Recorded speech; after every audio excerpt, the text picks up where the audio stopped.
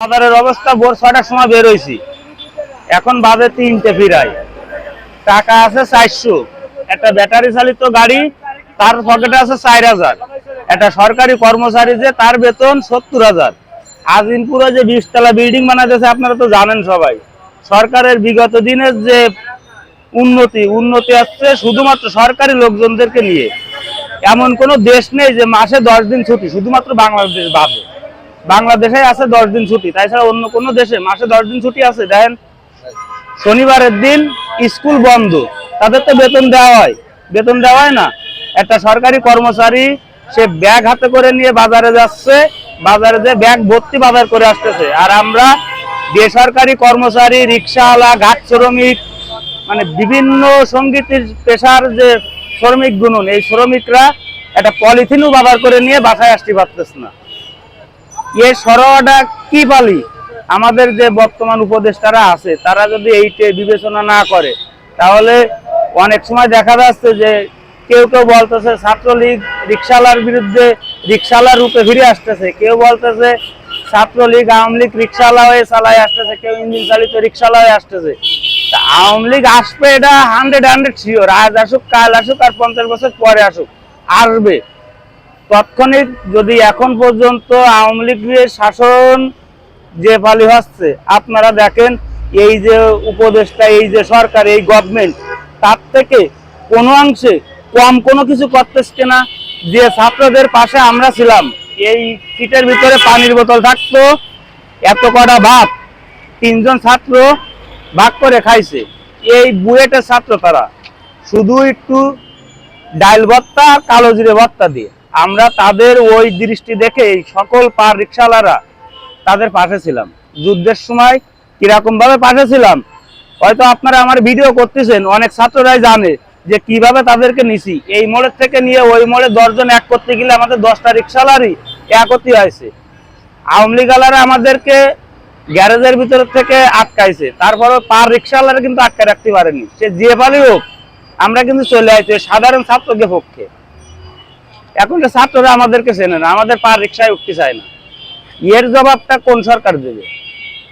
এর জবাব কেউ দিতে পারবে? আপনাদের সামনে সঠিক পারি বলতেছি, আমাদের কোনো মূল্যায়নই করতেছে না। 60 লক্ষ আছে পায়চালিত রিক্সাওয়ালা, 1 লক্ষ আছে চার্জারের রিক্সাওয়ালা। 1 লক্ষ লোক ভাত খেতে পারতেছে, 60 লক্ষ লোক না খেয়ে থাকতেছে। এর সরোয়াটা একদিন হাইকোর্টের সামনে এসে আবেদন করতেছে, তাইতে অটো গাড়ি চলতেছে। আর আমরা 60 লক্ষ লোক যদি আসতে আবেদন করি, তাহলে আমাকে আবেদনটা কিরকম পালি হবে কি না হবে, আপনারা তো সাধারণ পাবলিক ভালোই বুঝতেছেন তো অবশ্যই যে কিভাবে আমরা আন্দোলন করবানি এক সময়। যেহেতু পেটে যদি ভাত না থাকে, ওই ওয়ালের সাথে বাড়ি দিলাম মাথাটা, ওয়াল কিন্তু ফাটলে না, ফাটলে আমার মাথাটাই। তা আমাদের হয়তো পেটের এখন খিদে লাগতেছে, আমরা কিছু কথা আপনাদের সামনে বলতেছি, আপনারা মিডিয়ারে দেখাবেন, পাবলিক প্লেসে দেখাবেন। অনেকে আছে যে এইটা নিয়ে টিকটক করতেছে, কিন্তু আমরা কথাগুলো বলতেছি কিন্তু অনেক কষ্টের বিনিময়। যে এই কথাগুলো সবাই বলতে পারবে না। ইউনূস সাহেবের দ্বারা আমাদের একটাই আবেদন, অটো গাড়ি আগে যেরকম চলতো, 5 আগস্টের আগে যেরকম চলতো ওইভাবে চলুক, তাও মানানসই আছে। কিন্তু যদি এইরকম পালি শহরের ভিতরে চলে, আমরা কি করে চলবো? গত মাসের ঘর ভাড়া এখনো দিতে পারিনি, আজকের 8 তারিখ না 7 তারিখ, এখনো দিতে পারিনি। 7 তারিখ একজন সরকারি কর্মচারী একটা ঘর ভাড়া যদি থাকে, তারটা দেন 5 তারিখে ক্লিয়ার হয়ে গেছে, আমাদেরটা কিন্তু ক্লিয়ার হয়নি। এখন এই ইউনূস সাহেবের দ্বারা একটাই অনুরোধ, সরকারি কর্মচারীদের তো বেতন বাড়ানো হয়েছে।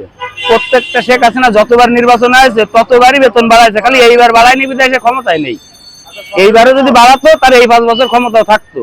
ইউনূস সাহেব জন্য এইটা দেখে, এই 5 বছরের হিসেব কিতাব না, সে বিগত 53 বছরের ভিতরে যে জিনিসগুলো হয়েছে। 2006 সাল পর্যন্ত গণতান্ত্রিক নির্বাচন ছিল, 6 সালের পরে এসে গণতান্ত্রিক নির্বাচন আমরা হারাই ফেলেছি। এর আগে 96তে শেখ হাসিনা ক্ষমতায় আসে, খালেদা জিয়া তার আগে ক্ষমতায় আছে 91তে, তখনও গণতন্ত্র ছিল, এখনো গণতন্ত্র নেই। গণতন্ত্র হত্যা যারা করেছে বিগত 23 বছরের জেট ধরে, গণতন্ত্র হত্যাকারীর বিচার করতে হবে, খালি একা শেখ হাসিনার না।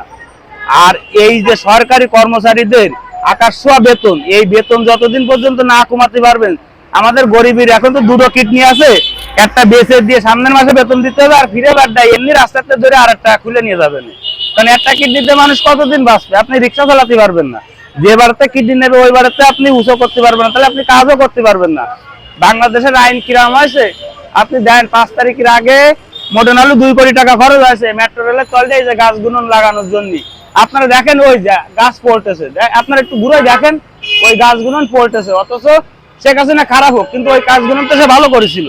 তাহলে এই কাজগুলো না এই সরকারি লোকজন যদি না দেখে, এই রাস্তার মাঝখানে এই নিয়ে এমন ফুটপাতে মাদক বিক্রি হচ্ছে, ফুটপাতে এই নিয়ে অবৈধ, মানে ডাইরেক্ট বানায় বলতেছি, বেশ্যারা এখন টং বানায় নিয়ে রাস্তার মাঝখানে থাকতেছে। আমাদের মতন রিক্সাওয়ালা কেউ না কেউ তাদের দ্বারা যাচ্ছে, তাদের যে বাচ্চারা আসছে দেখেন এর দ্বারা চাই নিয়ে খাচ্ছে। সরকার একটা সঠিক ব্যবস্থা করতেছে না। আমরা ব্রিটিশ আমলের জেলখানা দেখতেছি, কিন্তু আমাদের যারা বিকলাঙ্গ আছে, প্রতিবন্ধী আছে, রাস্তায় যারা ভিক্ষা করে, এদের দায় একটা পারিশ্রমিক জেলখানা বানানো, যে জেলখানার ভিতরে থাকে এরা একটা হাতের কাজ শিখতে পারবে, ভবিষ্যতে যেন এই ভিখারি গুণনী একটা রাস্তার পরে যায় ফুটপাতের দোকান নিয়ে বসতে পারে। শেখ হাসিনা যখন ক্ষমতায় ছিল তখন ফুটপাত ভাড়া হচ্ছিল 4 হাত, 5 তারিখের পরে এখন ফুটপাত ভাড়া হচ্ছে 8 হাত। তাহলে এই যে 8 হাত ভাড়া হচ্ছে, কেউ বিএনপির নাম নিচ্ছে, কেউ আওয়ামী লীগের নাম নিচ্ছে। বিএনপির যে নাম নেবে, বিএনপির যে প্রেসিডেন্ট হবে সে আমাদের তারেক রহমান, যে জিয়াউর রহমানের ছেলে। আর আওয়ামী লীগের থেকে যে প্রেসিডেন্ট হয়েছিল, প্রাইম মিনিস্টার যে হয়েছিল, সে কিন্তু শেখ মুজিবুর রহমানের মেয়ে। এদের কিন্তু বাপের ব্যাকডেট আছে। আর ডক্টর মোহাম্মদ ইউনূস সাহেব একজন নোবেল বিজয়ী। আপনি দেখেন পাকিস্তানে অনেকজন নোবেল বিজয়ী আছে, ইন্ডিয়ায় অনেকজন নোবেল বিজয়ী আছে, শ্রীলঙ্কায় অনেকজন নোবেল বিজয়ী আছে।